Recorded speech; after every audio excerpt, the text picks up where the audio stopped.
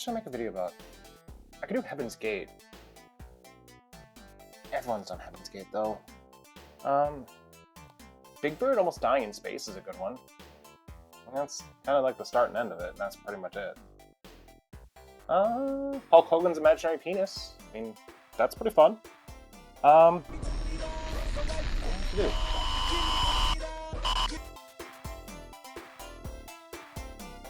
That was weird. Jesus! When the... You scared the hell out of me, Slender. No, I'm just trying to figure out what to do for my next video. I mean, I guess I could... spread your name. I mean, dude, it's 2024. Okay, yeah, sure, whatever. Like, that guy put out some pretty cool documentaries about you. I mean, I guess I could... I mean, that's not a bad idea. I could cover... I mean, it is lore, so I guess I could cover it. Yeah, but there's, like, other series I want to do. Yeah, you can do your angry shit all you want. It's really not going to affect me. I have too few wrinkles on my brain. It's not going to work. Yeah, like, your shit doesn't work on me. It's my paper. Oh. What do you know? Maybe you have a little influence on me. Didn't know that. But still, I don't care if you're getting pissed. What are you gonna do?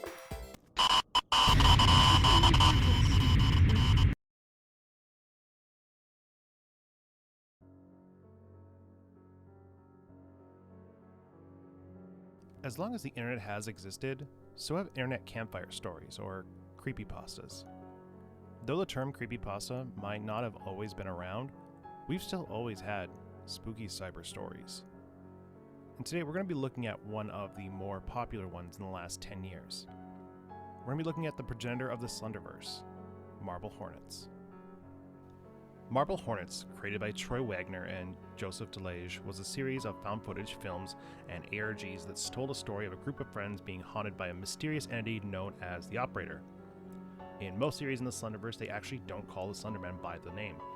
Most series give him names like him, it, the Operator, etc., but very rarely actually refer to him as Slenderman. This is due to its vague nature. Created by Victor Surge, or Eric Knudsen, on the Something Awful forums in a contest to create a monster. The Slenderman was created by these images.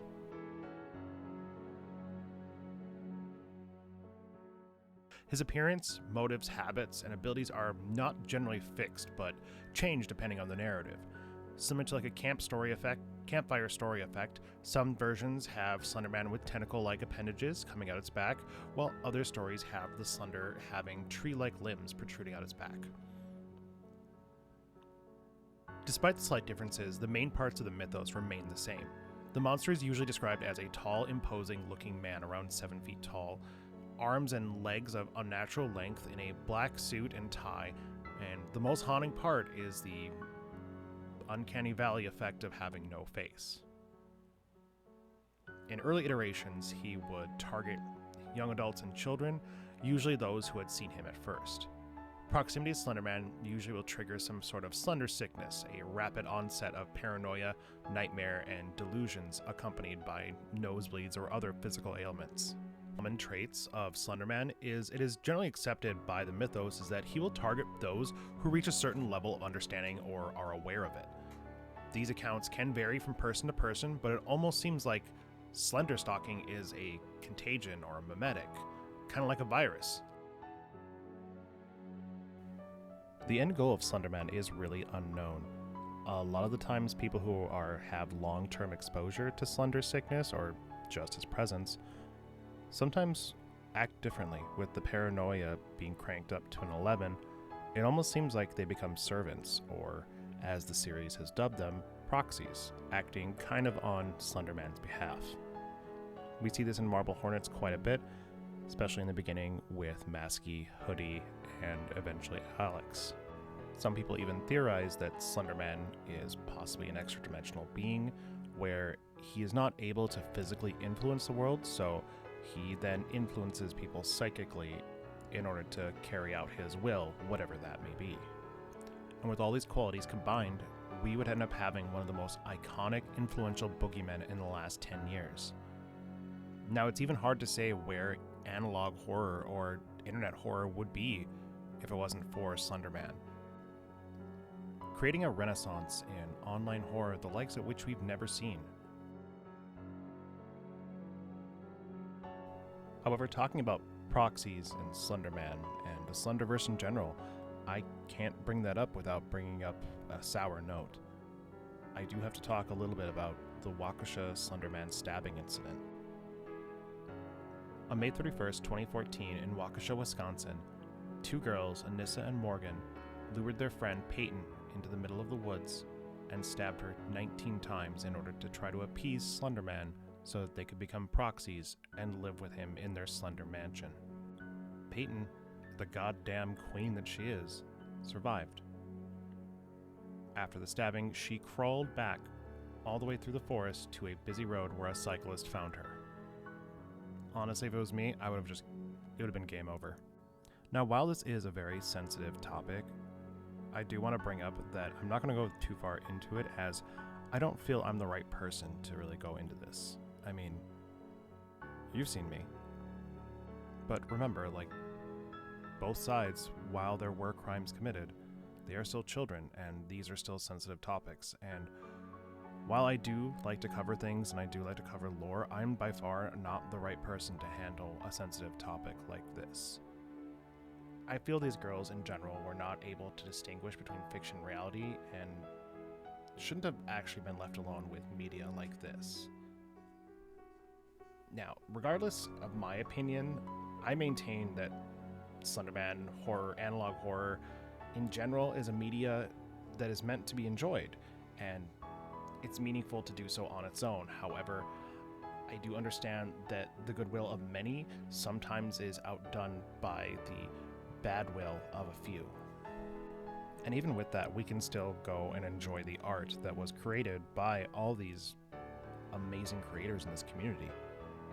But again, I want to preface that these are all works of fiction and not to be taken seriously, and it's very important to distinguish reality from fiction.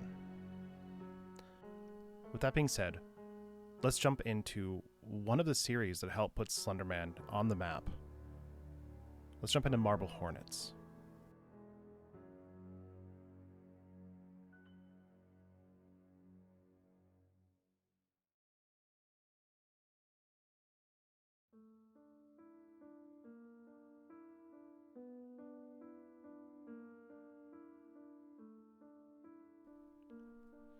Marble Hornets was the original title of a student film being created by Alex Crayley, Troy, and his friend Jay.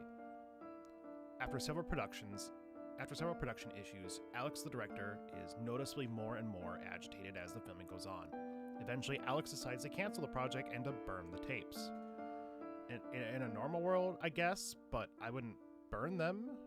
The tapes were bad, but they weren't kill it with fire bad, though. I guess at some point, Jay convinced Alex to save the tapes and gave them to Jay with the condition to never speak of it ever again. Alex moved away at an undisclosed time later, and Jay forgot all about these until one day he decided to put them on YouTube. I was a teen around that time, and so I can still say YouTubes, right? YouTubes is still cool? Okay, it's cringe. Got it. Moving on.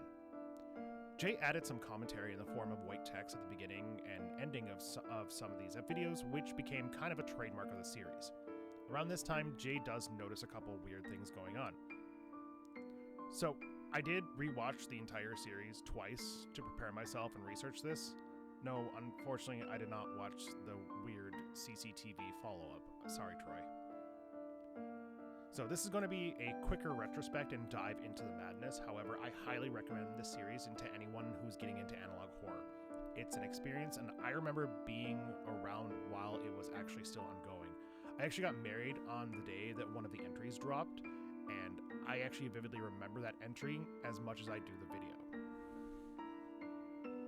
Point I'm trying to make is that I don't want to make a 10-hour video, as I believe this series, start to finish, with additional side content to the series, is about 133 videos, which clocks in around 8 hours, so I'm going to do the best at what I can do to condense them. We begin with introduction. It gives kind of the same opening that I gave. Alex wanting to destroy the tapes, Jay convinces them to give them. He uploads the videos, and that's when shit hits the fan. They happen around the summer of 2006, so we have a vague, established timeline. Entry 1 shows Jay finding the tapes, saying that he couldn't understand, found it unusual, and we get our first glimpse of old Slendy, and it seems Alex was obsessed with filming himself after this instant. Alex becomes paranoid and has a camera with him and pretty much films every single second of his life. He honestly feels like something is following him, and honestly, he's right. This entry and the following few entries until Jay fully takes over are very good at establishing a premise and all the creepy vibes. I remember when these were still coming out and my dumbass thought they were real. I know a lot of people thought this too, so I'm not the only dumbass out here. This is really before the found footage genre just got tapped beyond all recognition, and they actually gave a reason to why they were carrying cameras. They established a feel that put you on the edge of your seat, and they actually gave sane, real-world applications for things. In some of the early entries with the cast of the students' film, we're shown Tim and Brian, who will be important as the series goes on. We're given some hints on things as a lot of the cast members get sick, get cold, or they just don't want to come back. Now, Grandpa Lorelock is going to tell you a tale of 2009 YouTubes. Back in 2009, you could post a video as a response to some other people's videos. Now, Marble Hornets, not one to stray away from interesting narratives or ways to expand it, they actually utilize this quite well. An account called Totheark began posting videos. They began posting videos directly in response to the entries. Now, Totheark was posting specifically, the first one was on entry number 9. Totheark's identity is never really revealed. It was once thought to be Alex, as his initials supposedly were spelling out ARK, but Jay revealed in a later entry that his middle name does not have an R. I miss the days when we would just throw random theories out there to see what sticks to the wall with absolutely no proof. Totheark would post cryptic videos and codes. In the Alex Hera documentary, Troy Wagner makes a reference to this account, saying how it was great as they were able to expand on filmmaking and use different art styles beyond the found footage style. In response to entry 10, an entry in which Jay notes the audio is missing, Totheark posts a video response called Operator containing the audio from entry 10. Entry 13 shows Jay helping Alex during the production of the student film, and Totheark responds with the video Exit, which shows footage filmed the same day from a different angle, spying on them. It's hinted as well that Totheark is not just one person, but a group. Entry 14 shows Alex bleeding from the head after the operator appears in his home. Totheark then replies with a video containing the message, "Bleed more." Starting with entry 15, that is when Jay takes over as cameraman / focus of the series. He is heading to one of the other people who were a part of the student film, Tim. He wanted to try to get an interview him under the guise of Alex wanting to start this film up again. Meanwhile, Jay becomes more and more fatigued, almost like he's getting sick, and he's also starting to become a little obsessive. Jay has begun doing investigations on the goings-on after getting info from Tim, and he finds out info that one of the other actors, Brian, who is another member of the Marble Hornets student film, he found his location. Once Jay arrives at Brian's home, it looks like a crime scene. A lot of things are destroyed, flipped over, and like there was a large struggle. Jay finds a bullet casing and a bottle of pills and drawings similar to the ones Alex made in his manic state in previous entries. Jay then has a coughing fit and leaves. Totheark then posts a disturbing response. Totheark is stalking Jay. The next entry, 17, shows more footage of Jay, Tim, and Alex working on the student film, in which you can see the operator in the background. Jay remembers none of this. He returns to Brian's home. While there, he is attacked by a man in a mask, which the community has cleverly dubbed Masky. Sorry, but the name Masky just is not intimidating. Waking up in his car the next day, he remembers nothing of the attack. Totheark's next response shows Masky wearing It shows Masky, meaning that Masky has something to do with the channel. Jay, like Alex, has now developed an obsession of filming himself.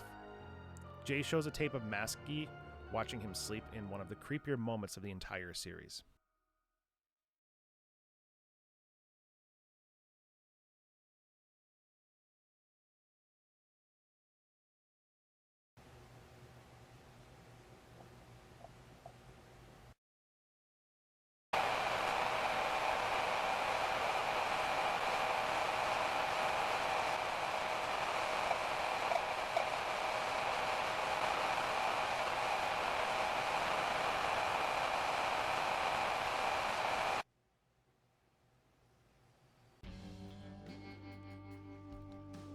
Jay then heads towards a tower in which he found left in notes by Alex.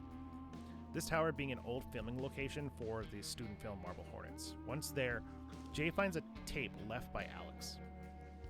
It shows Alex leading cameraman Seth around an abandoned building until they're attacked by the operator. Alex survives and flees, but Seth's fate is unknown. We then return to Alex being filmed, stating he must burn the tapes. Okay, yeah, makes sense. Yeah, burn it. Kill it with fire. Jay decides to, again for some fucking reason, go back to Brian's home. He is once again attacked by Masky. As he flees, he's transported all over the house like a no-clipping through reality. Oh, not the back rooms. Oh, that came out. Okay, there we go. All right, until he ends up in the same building that Seth was in the other entry, in the other tapes. The operator was there to greet him like Seth, but Jay woke up in his home with no recollection of the night. Jay decides that that's it. He's done. Too risky. Can't look into this mystery any longer. I'm done. However, like the mob, you're done when they say you're done. Totheark hacks Jay's account and uploads a threat to him saying they're coming for him. Jay skips town completely after this, and then later on finds on the news that his apartment that he just dipped from is on fire. She joins us now with the latest. Shannon? And you can take a look behind me. This is the most relaxed we've seen this scene since we've been here. The original firefighters that were here have all left, and they've all been replaced by firefighters from all over. That's from as far away as we've seen some from as well. From here, Jay has been living consistently on the move. He's constantly moving around, wanting to basically just quit. He doesn't know what's following him. He doesn't know who Totheark is or the operator. But as he moves around, his memory's getting better. He's starting to feel better, and he posts that he's decided to quit. This will be his last upload. Until he gets a text message from a strange number. He posts that, and it's a sequence of numbers. A sequence of numbers that he posts to his Twitter. And everyone decides that, yeah, it probably is the date, and that day is probably today. Jay gets a package delivered to him, which is odd. As far as he knew, he was the only one who knew where he was. Weirdly, it was not an old tape like the other ones that he got from Alex. This one was only a few days old. This video shows Alex and his girlfriend living seemingly peaceful lives. His girlfriend's messing around with the camera, they're just goofing. Alex doesn't seem to want to be on camera, and almost on cue, the operator attacks. Knowing Alex is still alive, Jay decides to go out there and help find his friend. And that takes us to the end of Season 1.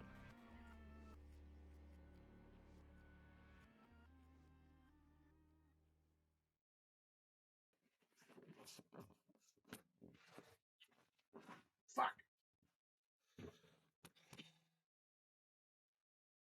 Brought me to my fucking basement? Oh, that's where my prior went. I was looking for that. You know I can just leave, right? I'm just gonna walk out. I don't know what I expected. You at least can turn the lights on or something. That's better.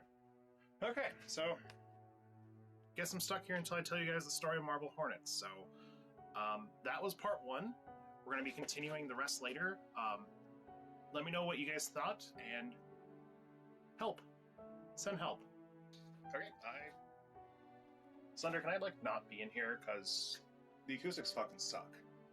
I'll be picking up here on Season 2 relatively shortly, because I'm going to try to get these done as seamlessly as possible. There might be another video in between, but we're going to do kind of like a little breakdown on these. And if you guys would like to give me a hand, go to my Patreon. Donate, or even just join on the free tier. That way you guys can get a shout out at the end of these. Or if you'd like to spend a little, I'll send you guys some stickers, and maybe you guys can help me get out of this basement. So I also appreciate you guys too as well for the fact that you guys chose this one. So I had nothing to do with picking this one. You guys picked it. So we're going to try to get some more audience participation. And if you guys would like to help with audience participation, go over to my Patreon, become a free member even.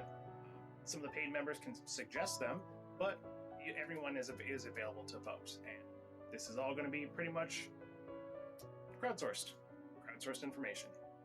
But like I said, I appreciate you guys, and I just want to do my quick Patreon shoutouts.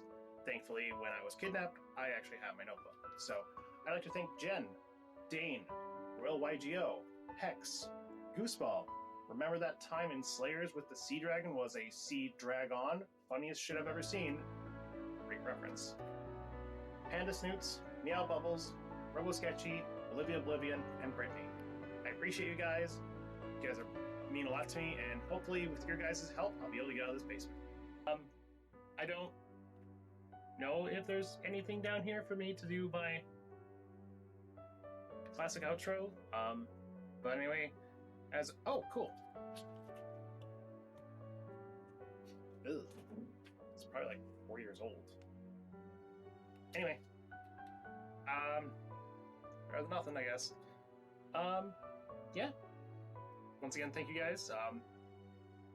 I'm Warlock, and please help me out of this basement. Cheers. Yep, that was old. That was real fucking old.